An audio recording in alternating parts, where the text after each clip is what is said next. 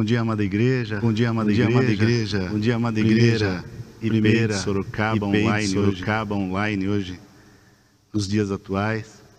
Prazer falar com vocês, meus queridos. Saudade imensa e um prazer imenso em poder, esta manhã gloriosa, dividir um pouco da palavra de Deus com os irmãos, algo que o Senhor tem nos desafiado nos últimos dias. Hoje nós vamos falar um pouco sobre o tema orientação de Deus para as nossas vidas. Estamos meditando na série que fala sobre o livro de Richard Foster, que fala sobre celebrando a disciplina, e a orientação é uma das disciplinas que ele trata nesse livro. E hoje, nesta manhã, nós vamos tentar, nesses poucos minutos, tratar um pouco sobre esse tema tão importante. O texto que nós vamos usar como base para a nossa conversa de hoje é o texto que está descrito no Evangelho de Mateus, no capítulo 18. Vamos ler aí os versos 18 a 20. A palavra diz assim: em verdade vos digo que tudo que ligardes na terra terá ligados nos céus, e tudo que desligardes na terra terá sido desligado nos céus. Em verdade também vos digo que se dois dentre vós sobre a terra concordarem a respeito de qualquer coisa, porventura pedirem, ser-lhe-ás concedida por meu Pai que está nos céus. E o 20 em especial, meus irmãos, diz: por onde estiverem dois ou três reunidos em meu nome, em nome de Jesus, ali estou no meio deles. Palavras de Jesus para as nossas vidas. Irmãos, outro dia eu estava refletindo sobre os meus relacionamentos, sobre minha vida, e especialmente sobre a minha vida social, sobre como que é importante a minha vida social. E nessa reflexão eu me peguei pensando nas pessoas das quais eu convivo, das pessoas, dos meus amigos de trabalho, dos meus amigos da igreja, dos meus irmãos da igreja, enfim, de todos aqueles dos quais eu me relaciono no dia a dia. E parei para refletir nisso e, de repente, eu percebi a falta que vocês fazem na minha vida. A falta que eu sinto dos momentos de viagens, dos momentos de refeição, dos momentos de adoração, dos momentos de culto, dos momentos de churrasco, enfim, de tudo aquilo que a vida social e aquilo que nós vivemos no nosso dia a dia foi, de repente, nos tirado. E quando eu estava refletindo sobre tudo isso, eu senti um imenso vazio no meu coração, mas um imenso vazio. E nessa reflexão eu fiquei bastante triste ao perceber esse vazio. Eu me lembro que numa dessas manhãs eu estava conversando com a minha esposa, Nancy, a respeito dessa minha reflexão da falta que o outro faz na minha vida, da falta que as pessoas fazem na minha vida, que vocês fazem na minha vida, e o vazio que isso traz. E nós conversamos muita coisa, muitas coisas referente a esse tema. Mas algo que, de certa forma, o Espírito nos trouxe naquela conversa, e foi algo maravilhoso, foi que talvez esse vazio que eu senti, que acho que não sou só eu, muitos de nós sentimos, ele está muito ligado à ideia do corpo. Nós somos membros de um corpo. E como membros dependentes, nós sentimos falta um do outro. E nesse sentido, a gente entende que, conforme diz em Romanos, no capítulo 12, a palavra nos diz que, assim como cada um de nós tem o nosso corpo, e o nosso corpo ele tem vários membros, que cada membro trabalha de forma independente, assim também, Cristo em nós, que somos muitos, formamos um corpo, e cada um desses membros desse corpo em Cristo está ligado um ao outro. Quando eu li esse texto naquela manhã, eu fiquei maravilhado, porque me trouxe algumas respostas, do meu vazio. Membros de um só corpo que exerce funções diferentes. Assim como no nosso corpo, cada membro faz uma função diferente, na igreja também somos assim. Mas os membros dentro desse corpo, de certa forma, de uma forma sobrenatural, poderosa, ele está ligado entre si. Eles estão ligados entre si. E isso é maravilhoso. Então nós temos a ideia do corpo, que trabalham com membros que trabalham de formas distintas, mas que sempre estão juntos, pulsando o mesmo amor, sentindo a mesma vida, recebendo a mesma graça e a mesma misericórdia de Deus, dependendo desta mútua necessidade um do outro. Ou seja, um membro sozinho, ele não é corpo. Então se faz necessário isso. E Deus fez isso de uma forma tão maravilhosa e sobrenatural, que mesmo aqueles que não reconhecem a dimensão, a profundidade, a soberania, a misericórdia e a graça de Deus, ele participa dessa estrutura corporativa, e Deus, como sendo ele, Jesus o cabeça, ele abençoa a todos, mesmo aqueles que insistem em dizer que não o conhecem. Porque a Bíblia também nos diz em Mateus 5, que Deus é misericordioso e faz o sol nascer para bons e maus, faz a chuva cair sobre bons e maus. E nessa análise que eu continuei a refletir sobre a importância do corpo na nossa vida, como vida social, também Deus me mostra o quanto essas conexões elas são importantes e benéficas para a nossa vida conjunta. E na conversa que nós estávamos tendo, então, eu e a Nancy, nós começamos a refletir sobre como os membros do corpo, do nosso corpo, eles trabalham de forma distintas, mas quando o objetivo é um só, como eles funcionam maravilhosamente bem. Um exemplo bem simples disso, e que todos nós provavelmente já fizemos hoje, inclusive, é o fato de que, em um determinado momento, quando sentimos sede, quando a nossa mente, ela manda um sinal para o nosso corpo que precisa de água, que está sedenta. Todo o corpo se mobiliza para fazer com que essa vontade seja atendida. E o que é maravilhoso é que nesse instante o nosso corpo ele se move nesse sentido, né? Então, os nossos pés se movem na direção onde a água está, os nossos braços se movem na direção de um copo, os nossos olhos verificam se está enchendo esse copo. E no instante em que nós trazemos aquele copo à nossa boca e bebemos a água, e ela entra por nossa boca e abastece de uma forma geral o nosso corpo, a mente manda uma sensação maravilhosa que satisfaz todo o corpo, ou seja, o corpo em unidade, trabalhando para que a vontade da mente seja atendida. E essa reflexão sobre o atendimento desse corpo em relação a uma solicitação da mente, também me ajudou a entender o vazio que eu sinto, porque sozinho, uma mão simplesmente não pegaria uma água, sozinho, os pés não iriam na direção da água, mas não saciariam a sede. Efésios no capítulo 4, no verso 16, a palavra nos diz que Jesus, ele faz com que o corpo todo fique bem ajustado e todas as partes fiquem ligadas entre si por meio da união de todas elas. E assim, cada parte funciona bem e o corpo todo cresce e desenvolve por meio do amor. Que palavra poderosa! Quando eu li isso, meu coração começou a ser preenchido. Eu comecei a verificar a importância do outro na minha vida e comecei a entender o porquê que eu estava sentindo tanta falta de vocês. Porque o contato com vocês me faz tanta falta.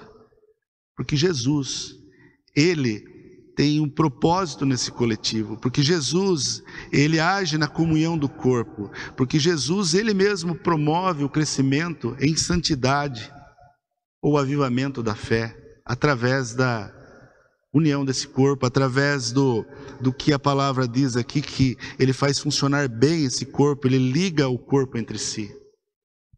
Isso é maravilhoso, porque quando nós analisamos por este lado, nós chegamos no conceito de igreja, e nós chegamos no conceito de corpo, de coletivo, de corporativo, de juntarmos todos nós e criarmos uma sinergia, mas não uma sinergia de um ajuntamento puro e simples, mas uma sinergia dirigida por alguém que é superior, por alguém que nos ama, por alguém que morreu por nós. Uma união, uma corporação dirigida por Cristo. E atrelado a tudo essa reflexão que eu comecei fazendo, eu me lembrei de uma conversa que eu tenho tido com vários irmãos do conselho, com o pastor Fernando inclusive. Eu tenho um sonho muito grande que reverbera no meu coração de uma forma poderosa e me incomoda muitas e muitas vezes. Esse sonho diz respeito ao corpo também. Esse sonho, eu tenho um sonho de avivamento, um sonho de um avivamento coletivo, de um avivamento em que nós possamos experimentar o que nossos irmãos lá do passado, em Atos, eles puderam experimentar. Esse sonho de avivamento espiritual é algo que muitas e muitas vezes ao acordar, eu fico refletindo sobre essa ideia e parece que minha mente viaja. E parece que eu vejo a igreja se abrindo, eu vejo as pessoas entrando, eu vejo o movimento de Deus, eu vejo o movimento das pessoas. E essas coisas me impulsionam e me faz sentir bem, porque de uma forma sobrenatural eu entendo que parece que eu começo a sonhar os sonhos de Deus. É incrível porque quando a gente consulta a palavra de Deus a respeito disso, a palavra nos dá direcionamento sobre isso. Por exemplo, como eu disse no livro de Atos, nós temos incentivos para sonharmos desse jeito. Nós temos incentivos para buscar experiências profundas no Espírito, experiências profundas em Cristo, mas de uma forma coletiva também. Não que a forma individual esteja errada, o quarto secreto esteja errado, não, muito pelo contrário. Nós vemos exemplos na Bíblia a respeito disso. Mas é que o nosso Deus é um Deus que trata o coletivo. O nosso Deus é o Deus que entende que na comunhão dos santos Ele derrama do seu amor. O nosso Deus, Ele é assim. Eu queria também falar um pouco sobre um personagem bíblico que começa com uma história muito pessoal com Jesus, mas que ao longo da sua história ele caminha para um avivamento coletivo, onde é o ápice da história desse personagem. Quando nós analisamos Pedro, o apóstolo Pedro, nós entendemos um pouco da história dele como alguém, como um dos seres humanos mais maravilhosos que existiram. Por quê? Porque ele era autêntico, porque ele se expressava de uma forma muito natural diante daquilo que estava à frente dele, diante daquilo que ele pensava. Algumas passagens bíblicas nos mostra Pedro impulsivo, nos mostra Pedro demonstrando fé. Ele foi o que teve coragem de andar por sobre as águas, e às vezes nós criticamos pelo fato dele ter afundado, mas ele teve coragem de sair do barco e ir até Jesus. É o mesmo Pedro que, no instante, Jesus reconhece que o Espírito revela a ele que Jesus é o Cristo, e no instante seguinte, Jesus o repreende para que Satanás não entre no coração e não penetre no coração dele. É esse mesmo Pedro que, no momento em que Jesus estava para passar pela crucificação, pela morte, esse mesmo Pedro é aquele que fala: ó Senhor, independente dos demais, independente dos outros, eu jamais o deixarei, eu estarei contigo. E nesse instante, de uma forma também muito didática, Jesus fala: Pedro, na verdade eu te digo que você vai me negar, Pedro. Você não vai fazer isso. E isso nós vemos um diálogo bastante profundo de Jesus para com Pedro. E nós conhecemos a história que Pedro nega Jesus. Mas depois disso tudo, depois da morte e da ressurreição do nosso Senhor, Pedro está reunido com outros discípulos e Jesus aparece para ele. E um diálogo maravilhoso acontece nesse momento, talvez um dos mais marcantes da palavra, quando Jesus pergunta para Pedro 3 vezes se Pedro o amava. E o mais incrível é que a resposta de Jesus diante dessas indagações e diante da reação de Pedro, e na terceira vez que Jesus pergunta, ainda Pedro parece que dá uma acalmada e fala: Senhor, o Senhor conhece todas as coisas, o Senhor sabe que eu te amo. Jesus enfatiza: então apacenta as minhas ovelhas. Parece que Jesus ele pega e devolve Pedro ao coletivo. Aquele Pedro que falava: não, eu não negarei, os outros podem negar, mas eu não negarei. Eu faço, eu. Não era mais aquele Pedro que Jesus queria. Jesus queria um Pedro que voltasse para o coletivo, que cuidasse do coletivo. E assim que ele fez. E o interessante é que o ponto máximo dessa história de Pedro é que quando Jesus ele diz que ele vai subir aos céus, mas que ele enviaria o Consolador e que deveriam então esperar aquele momento. E naquele dia de Pentecostes, descrito em Atos 2, todos estavam reunidos, aguardando a vinda do Espírito Santo. E Pedro estava ali junto com os 11. E a palavra de Deus diz que de uma forma maravilhosa, sobrenatural, o Espírito desce. E como línguas de fogo, ele transforma aquele lugar. O Shekinah de Deus acontece novamente. E as pessoas ficam todas cheias do Espírito. E começam a falar, pessoas estrangeiras a falar no idioma que todos entendiam. Alguns que estavam lá então falam: peraí, essas pessoas estão bêbadas? Mas nós não entendemos o que eles estão dizendo? E nesta hora, a palavra diz que, lá em Atos 2, a palavra diz que Pedro ele se levanta com os 11. Reparem que não é mais Pedro, já é um coletivo, já é uma corporação, já é um corpo. Pedro levanta com os 11 e pega a palavra. E ele começa a descrever desde o profeta Joel, dizendo o que estava acontecendo ali. E naquela noite muitos se convertem. Pedro sai de um relacionamento individual, de uma adoração individual, onde trouxe muitos aprendizados a ele. Mas ele é transformado pela ação de Jesus, que o leva a uma adoração coletiva. Uma adoração coletiva. Mas e hoje? Como será que a gente vê todas essas histórias que Atos nos mostra? Como é que nós vemos tudo isso? Será que temos avivamento? Temos isso acontecendo nas nossas igrejas hoje? Eu creio que sim. Eu creio que existe isso, mas ainda de forma muito individual. Nós conhecemos os irmãos fervorosos, nós conhecemos irmãos que buscam o avivamento e são extremamente avivados. Mas parece que, de alguma forma, nossa igreja, a igreja cristã, tem negligenciado essa ideia do coletivo, de estarmos todos juntos, de buscarmos a Deus juntos, buscarmos resposta e orientação da palavra de Deus juntos.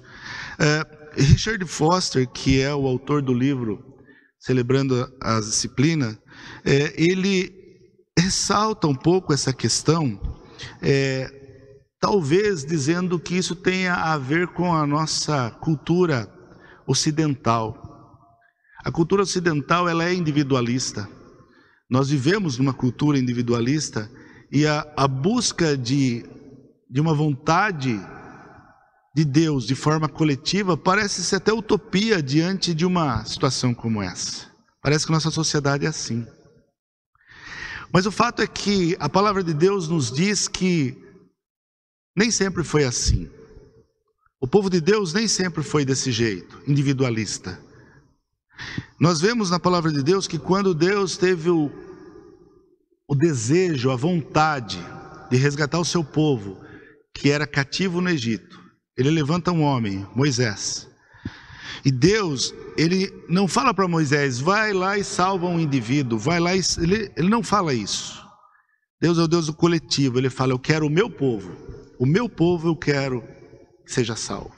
Nós conhecemos a história maravilhosa em que Deus atua através de Moisés, e ele provoca uma série de acontecimentos até que o líder do Egito libera todo o povo de Deus para sair do cativeiro. E o que é interessante é que Deus, ele se mostrava nesse período para o povo via a ação de Deus, viram o que aconteceu lá no Egito, todos os milagres, todas as maravilhas. Então eles viram o próprio Deus, a própria manifestação de Deus. Mas também durante o deserto eles viam durante o dia uma nuvem que trazia sombra sobre eles, e durante a noite uma coluna de fogo que permitia que o frio da noite não os molestasse. Era a presença do Deus vivo dirigindo o povo dele de uma forma poderosa.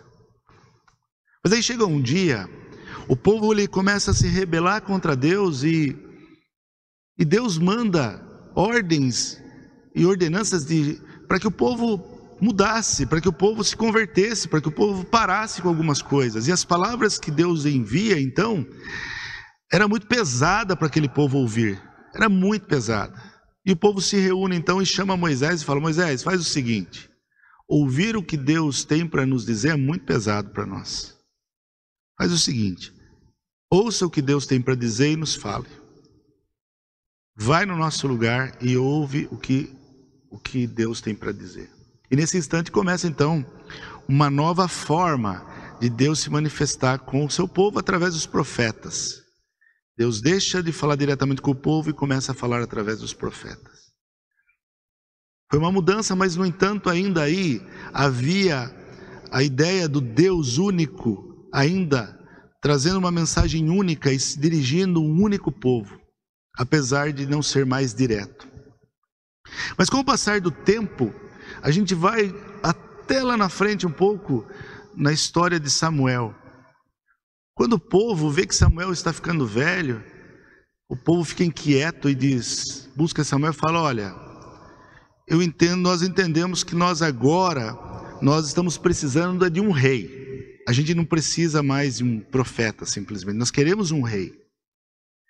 E Samuel, ele fica extremamente triste, extremamente aborrecido, ele busca a Deus. E quando ele fala com o Senhor fala: olha, não é você que eles estão rejeitando, eles estão rejeitando a mim. Esse texto está descrito em 1 Samuel 8,6. Eles estão rejeitando a mim, mas faz o que eles querem, dê o rei a eles. E aí nós conhecemos a história, que a partir de então começa a história dos reis na vida do povo de Deus. É incrível porque nosso Deus, ele ama o coletivo, ele ama o corpo, ele quer trazer o corpo para perto de si, ele quer ser o imediato, aquele que conversa direto com o povo. E nesse sentido, Deus tem um propósito maravilhoso, maravilhoso. Ele resolve então trazer aquele que seria o Salvador, que seria aquele que traria a realidade novamente de um Deus próximo ao povo, em que o povo buscaria novamente Deus diretamente a ele. E assim, nesse sentido, Deus traz então o que ele tem de mais precioso. Ele entrega a esse mundo Jesus Cristo, nosso Senhor. Esse mesmo que lá em Apocalipse, na visão de João, mostra que ele tem tatuado na coxa Rei dos Reis.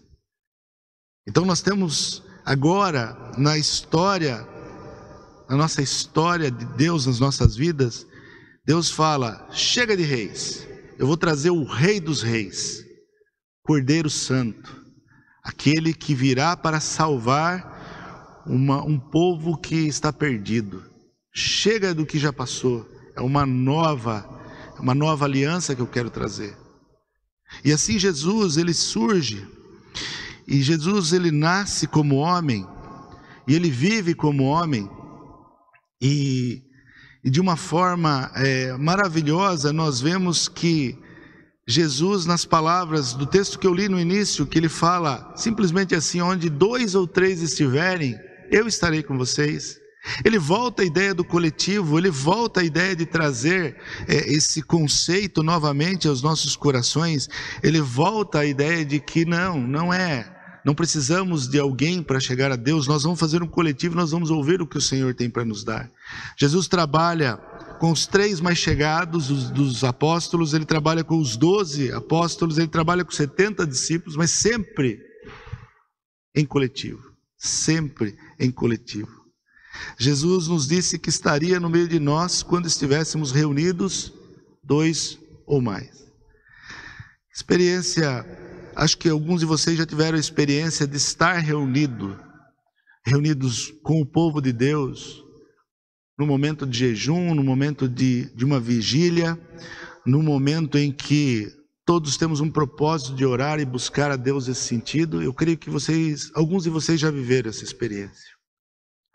E viver uma experiência no coletivo, viver uma experiência em que todos unânimes oram em busca de uma resposta de Deus e que convergem suas mentes e corações para um sinal, uma palavra de Deus, isso implica em entender que talvez o nosso coração, assim como os discípulos de Emaús, quando Jesus caminha com eles, nosso coração arde diante de uma situação como essa. Porque o temor e o entendimento de que Deus está falando com o povo de forma coletiva nos torna únicos, nos torna um só. Deus, Ele de acordo com as Escrituras, Ele tem desejo, Ele tem vontade de que isso aconteça. Será que as reuniões do povo de Deus hoje poderiam ser dessa forma? Será que conseguiríamos entender que melhor do que a minha vontade pessoal, melhor que o que eu creio que é bom para mim, será que nós como povo de Deus conseguiríamos entender, conforme diz em Provérbios 11:14, que na multidão de conselhos há sabedoria? Richard Foster, ele conta uma história muito bonita no livro dele, e que ilustra bem a ideia de buscar uma orientação coletiva a respeito de alguma coisa importante. Ele conta a história de Francisco de Assis, um religioso que buscava saber na época qual seria a verdadeira vontade de Deus para com ele, qual seria o ministério que ele deveria de fato desenvolver. Será que ele deveria se engajar em oração e meditação, como muitos dali faziam? Ou será que ele deveria engajar-se em alguma outra visão de que Deus tinha para ele? E a história conta que, sabiamente, Francisco, em suas orações, humildemente ele entende que ele precisava ouvir a voz de Deus de forma coletiva. E a história conta que ele tinha 2 amigos, a irmã Clara e o irmão Silvestre. E ele manda mensagem para esses 2 amigos. E a mensagem dele era simples: eu preciso saber a vontade de Deus na minha vida. Eu quero saber se Deus quer que eu faça isso, ou se Ele tem alguma outra ideia para a minha vida. Então eu estou pedindo a vocês, meus irmãos, que cada um de vocês se juntem com aqueles que são chegados de vocês, fervorosos no Espírito, e busquem para mim, em Deus, uma resposta para o meu pleito. E aí conta a história que os irmãos Clara e Silvestre se reuniram juntamente com os seus mais próximos e ficaram um tempo em oração buscando a Deus e buscando qual era a direção de Deus, qual era a direção de Jesus naquele propósito então que Francisco estava colocando. O que foi interessante é que conta essa história que, passado um tempo, um mensageiro foi até Francisco, foi enviado a Francisco. Francisco recebe esse mensageiro, lava os pés desse mensageiro, prepara um almoço para esse mensageiro, e após isso acontecer, ele se ajoelha e pergunta para o mensageiro: qual foi a resposta que o Senhor Jesus Cristo me deu através da oração comunitária dos irmãos? E o mensageiro diz: o que eles tiveram como revelação de Deus é que Deus deseja que você saia pelo mundo pregando, porque Deus não chamou para ti mesmo, mas para levar a salvação a outros. Conta a história que no mesmo instante, Francisco, de um salto, ele levanta-se e fala: se é isso que o meu Senhor está me ordenando, é isso que eu vou fazer. E aí começa todo o ministério de Francisco de Assis. Interessante que Richard Foster, ele coloca no livro dele essa importância da direção corporativa, da direção do corpo, como busca de uma mensagem real para as nossas vidas, como algo extremamente importante em termos de comunhão, em termos de comunhão com Cristo, que é o cabeça, e comunhão com todos os demais irmãos. E ele dá outras sugestões de como nós podemos buscar isso também. Entre outras formas de buscar respostas de Deus para alguma coisa, ele cita, por exemplo, que alguns jovens da igreja dele que buscavam adentrar no ministério, antes de adentrar no ministério, juntava-se parte da igreja e oravam, e oravam, e oravam, e ouviam o que aqueles jovens tinham de sonho, e ouviam o que aquilo queimava no coração desses jovens, e aí oravam, oravam, oravam, e eles só davam uma resposta a respeito do ministério daquele jovem, se de fato todos estivessem unânimes naquela paz. Existiram também situações de matrimônio, jovens que gostariam de saber se deveriam ou não se casar, buscam também conselhos nesse sentido. E de acordo com o que Foster diz, que houve situações em que a resposta que eles receberam por parte de Deus junto à comunidade era que era uma bênção e deveriam se casar. E teve situações em que a resposta foi: nós entendemos que vocês não, da resposta de Deus, que não é para vocês se casarem. E uma vez que a resposta é dada, as pessoas respeitam aquilo como boca de Deus. E ainda, falando de Foster, ele faz parte de uma igreja onde chamam os membros dessa igreja de Quakers, é o mesmo da aveia Quaker. E eles têm essa característica de orar no coletivo e buscar a Deus no coletivo para tudo, inclusive nos negócios.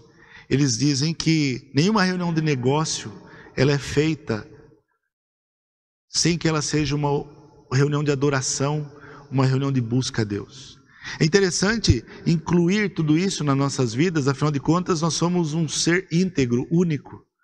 E juntar isso nas nossas vidas faz todo sentido. O fato é que nós, diante de tantos exemplos como esse, nós somos desafiados, a entender que nossas igrejas precisam ter uma reflexão mais profunda sobre a busca de Deus no coletivo. A busca de Deus no coletivo, que é aquela busca que vai trazer unanimidade sobre o que Deus falou. E não a regra, por exemplo, sobre a maioria pensa assim. E não o consenso.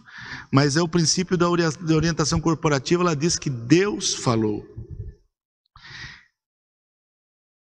Ouvir a voz de Deus. E eu concluo. Deus, Ele sempre tratou tudo de forma corporativa, desde o início e de forma, entendendo a família, entendendo o povo como uma corporação. É assim que Ele fez quando chegava a salvação numa casa. Ele falava, toda vez que um anúncio de uma salvação chegava para o patriarca daquela casa, a salvação chegava até os escravos dele. Da mesma forma, no mundo oriental isso é muito forte. Talvez não é realmente o que Foster fala, que no nosso mundo ocidental isso se perdeu. A ideia do individualismo talvez seja mais forte. Mas nós precisamos mudar isso.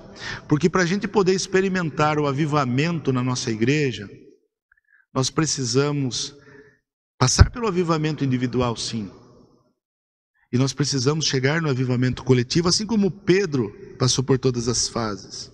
Nós temos que deixar de dizer, seja em reunião de conselho, seja em reunião de mesa diaconal, reunião de liderança, seja esta em eleições na nossa igreja.